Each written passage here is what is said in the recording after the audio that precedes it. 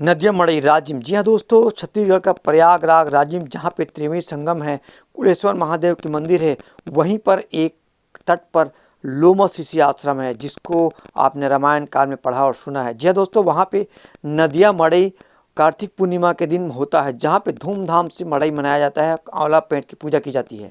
जय हिंद दोस्तों, मैं संतोष प्रकृति ब्लॉग चैनल में आपका स्वागत है। आज हम देख रहे हैं छत्तीसगढ़ के प्रयागराज राजिम, जहाँ त्रिवेणी संगम है, आप सब जानते हैं।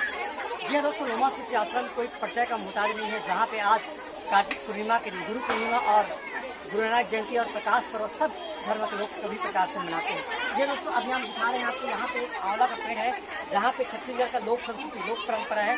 आंवला के पेड़ के नीचे भोजन बना करके, खीर पूरी बना करके, यहाँ पर जो बहन 1 महीना तक उपास रहती हैं, दशहरा के दिन से शुरू करते हैं और कार्तिक नहाते हैं, उसके बाद यहीं आकर के अपने व्रत को पूरा करते हैं, फल फलारी करा के पूजा पाठ करके इस व्रत को पूरा करते हैं। और कार्तिक पूर्णिमा को छत्तीसगढ़ में बहुत धूमधाम से मनाया जाता है। आप देख रहे हैं पूरे बहनों का भंडार लगा, यहाँ पे सवार है और इंजॉय कर रहे हैं फैमिली के साथ। इधर देखिए, ये माताएं लोग आई हैं, बाहर से आते हैं, दूर गाँव चाहते हैं और इंजॉय करते हैं। संतोष प्रकृति साहब, कैमरामैन गुड़िया। जी हाँ दोस्तों, राजिम एक प्राचीन और ऐतिहासिक नगरी है, जहाँ पर रामायण काल में राम, लक्ष्मण और माता सीता यहाँ पर आए थे, कहते हैं। जी हाँ दोस्तों, यहाँ पे सीताबाड़ी में उसका साक्ष्य मिला है। ऐतिहासिक रूप से उसकी खुदाई की गई तो पुरातत्व विभाग द्वारा साबित हो चुका है कि माता सीता की सीताबाड़ी राजिम में है, जो हमेशा ये बताती है कि माता सीता और राम और लक्ष्मण यहाँ पहुँचे थे। जी दोस्तों, राजिम एक बहुत पौराणिक नगरी है, जिसको छत्तीसगढ़ का प्रयागराज कहा जाता है, जहाँ पे प्रसिद्ध मंदिर राजी लोचन मंदिर है, विष्णु का अवतार मानते हैं, और कुलेश्वर महादेव का मंदिर है, जो त्रिवेणी संगम में बसा हुआ है। तीनों नदियों के बीच में वो बसा हुआ है, जहाँ हजार सैलानी यहाँ पे देखने के लिए पहुँचते हैं। जी दोस्तों, इसी जगह में, जिसको मैं आप ब्लॉग के रूप में दिखा रहा हूँ, यहाँ माघी पुन्नी मेला अर्थात माघ में 15 दिनों तक यहाँ पर मेला और कुंभ लगता है, जहाँ पर हजारों की संख्या में कुलेश्वर महादेव के दर्शन करने के लिए और साथ साथ राजी लोचन के दर्शन करने के लिए दर्शनार्थी पहुँचते हैं। जी हाँ दोस्तों, यह वह नगरी है जो प्रयागराज कहा जाता है, जिसको छत्तीसगढ़ की। और वास्तविक में यह त्रिवेणी संगम है, जहाँ पे 3 नदियों का संगम है, महानदी, पैरी नदी और सोणू नदी। तीनों नदी के बीच में कुलेश्वर महादेव का मंदिर है, जहां लोग दर्शन करने के लिए उमड़ पड़ते हैं। जी दोस्तों, इस स्थान में माघी पूर्णिमा के साथ साथ कार्तिक पूर्णिमा को कार्तिक मड़ई, जिसको नदिया मड़ई के नाम से जाना जाता है, वो छत्तीसगढ़ में प्रसिद्ध है, जहां हजारों लोग आकर के इस मड़ई का आनंद लेते हैं और कुलेश्वर भगवान का दर्शन करते हैं। साथ में लोमस ऋषि में एक आंवला पेड़ बचा हुआ है, जिस पर हजारों लोग आकर के उसी के नीचे भोजन करते हैं और खाना बनाते हैं, खीर पकवान बनाते हैं और एक दूसरे से मेल जोल करते हैं और प्यार बांटते हैं। इस तरह राजिम नगरी प्यार और धार्मिक नगरी है। जी दोस्तों, मैं बता दूं लोमस ऋषि के बारे में। वो ऐतिहासिक लोमस ऋषि आश्रम जो आज भी नदी के खंड में बसा हुआ है, जो धमतरी जिला और गांव नवा गांव के ग्राम पंचायत में आता है, जहां पर कुलेश्वर महादेव का मंदिर भी नवा गांव ग्राम पंचायत में आता है। जी दोस्तों, उसी में लोमस ऋषि का आश्रम है, जहां पर भगवान राम पहुँचे थे। और कहते हैं इतिहास में कि ये कुलेश्वर महादेव को माता सीता ने रेत से बनाया था, और रेत से महादेव बनाने के बाद जब उसमें जल अर्पण किए तो वो उस रेत में 5 धार निकले और 5 धार के रूप में वह बह गए, और उसी प्रकार कुलेश्वर महादेव जी है 5 धार के रूप में, छेद के रूप में अंदर में है। जी दोस्तों, लोमस ऋषि के बारे में आपको बता दूं, लोमस ऋषि दुनिया का ऐसा ऋषि है जो सबसे अधिक उम्र के ऋषि हैं, और साथ में उसकी एक लक्षण और है, उनके शरीर में सबसे ज़्यादा बाल थे, और वो पूरे उसके शरीर में अंग में बाल थे।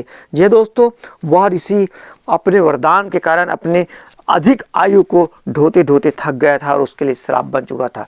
इस तरह इसी लोमस ऋषि आश्रम में नदिया मड़ई मनाया जाता है, और लोमस ऋषि आश्रम में एक पेड़ बचा है आंवला का, जहाँ पर लोग आकर के महिलाएं और बहन बहन लोग आकर के भोजन बनाते हैं और परिवार के साथ आनंद खुशी के साथ इस मड़ई में आनंद करते हैं। इस तरह अभी आपको नई चीज़ देखने को मिलेगा।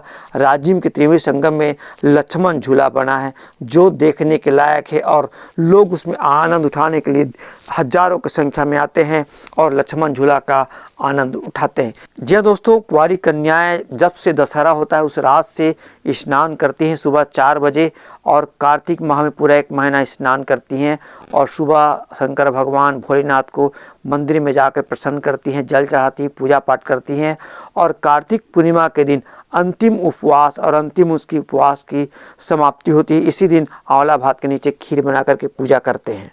पूड़ी सब्जी आंवला भात। भाभी है, हमारी बहू है, ये भाभी है, बहू है, ये भी भाभी है, वो भी भाभी है, ये मेरी मिसेस है, बहू है। बताओ, आप बहुत 4-5 भाई हो आप लोग? हाँ, नहीं ज्यादा है हम लोग। ऐसा क्या? भाई है हम लोग। अरे क्या बात।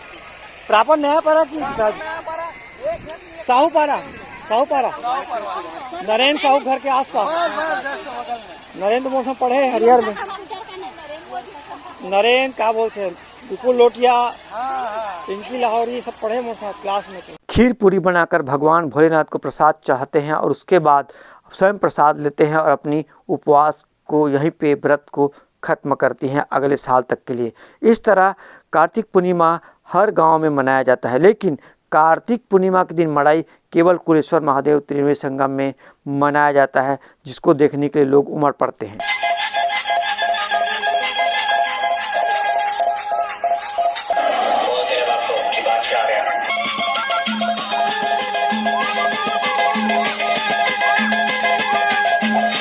ये वही त्रिवेणी संगम की रेत है जो पहले 40 वर्ष पहले सोने चांदी और हीरा जैसे चमकता था, परंतु अब यह रेत बिल्कुल मिट्टी जैसा हो गया है जहां बैठने लायक भी नहीं है। जी दोस्तों, 40 साल पहले ये रेत ऐसा लगता था कि आप इसमें भोजन को बिना थाली बिना पत्ता रखे खा सकते थे, इतनी शुद्धता थी। परंतु अब कुंभ के नाम में और मेले के नाम में जो नदियों में गंदगी जो हो रही है उनके कारण इस प्रकार ये नदियाँ पूरा ख़राब हो चुका है। और जी दोस्तों, साथ में एनीकट बना है तो यहाँ पे पानी जो है रुकने के कारण गंदगी भी रुक जाता है और इतनी गंदगी है कि इसमें चलने के लायक भी नहीं है। यदि पानी यदि गीला रहा तो इसमें चल नहीं सकते, पूरा मिट्टी जैसा हो गया है। जी दोस्तों, इस तरह हम मानव जो है अपनी उपयोग के, अपनी आनंद के लिए, अपनी हर खुशियों के लिए प्रकृति के साथ छेड़छाड़ करते हैं और प्रकृति जब हमारे साथ छेड़छाड़ करते हैं तब हमको समझ में आता है कि हमने प्रकृति को कितना बिगाड़ा है। जी दोस्तों, प्रकृति को बिगाड़ने के कारण, उसके दुष्परिणाम के कारण हमें कई सुनामी, कई प्रकार की दुर्घटनाओं की, कई प्रकार की घटना को सहना पड़ता है। जी दोस्तों, नदी नाले पेड़ पौधे को बिगाड़ना केवल इंसान जानते हैं। जानवर और जीव जंतु कभी प्रकृति के साथ छेड़छाड़ नहीं किए हैं, परंतु इंसान जो है प्रकृति के साथ छेड़छाड़ करके उसको पूरा बिगाड़ दिए, इसलिए उसकी भुगतना को खुद मनुष्य भुगतता है। जी हाँ दोस्तों, ये आप देख रहे हैं कुलेश्वर मंदिर है जहाँ पे अभी दर्शनार्थी लोग पहुँचे हैं। वीडियो बनाते बनाते शाम हो गया। इस तरह देखिए शाम का नज़ारा, कितना सुंदर लक्ष्मण झूला और यहाँ पे मंदिर देवारा में पूजा पाठ हो रहा है और लोग अपनी मन्नतें लेकर के यहाँ कुलेश्वर मंदिर में आते हैं उस दिन और अपनी मन्नतें पूरा करते हैं। जी दोस्त, इधर देखिए कुलेश्वर ट्रस्ट की इस तरफ बैठक हो रही है जहाँ पे पूरे कुलेश्वर मंदिर के सदस्य लोग पहुँचे हैं और बैठक में शामिल हुए हैं। जी दोस्तों, चैनल को सब्सक्राइब कर दीजिए और लाइक कर दीजिए, कमेंट कर दीजिए अगले वीडियो के लिए, क्योंकि इसका अगला वीडियो आपको और देखने को मिलेगा।